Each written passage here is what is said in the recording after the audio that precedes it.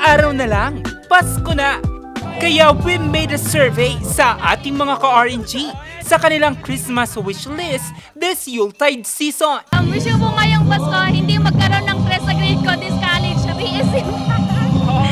Tutulak lagi. Wish ko lang po sana humaba po yung buhay ko. Mas humaba po ang buhay ng magulang ko. Masaya lang po ako, yung maano yung pamilya ko, yung malayo sa...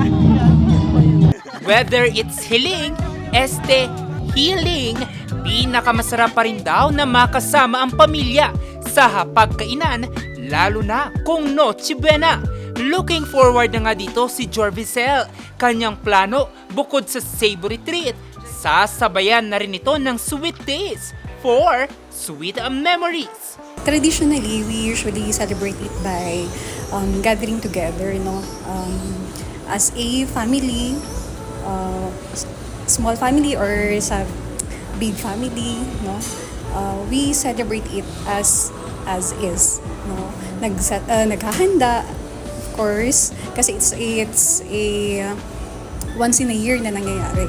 Ang sweet cravings pero guilt-free dessert, alok ngayon ng Kasha Pastries and Deli ng Hotel Supreme, presenting their Christmas cake. From cookies to fruit bread and tarts to cake, sagot na raw yan.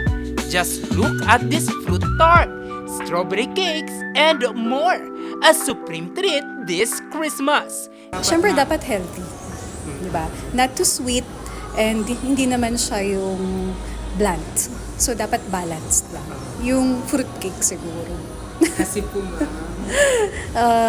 Mixture siya ng bread and may glucose na kasi yung fruits.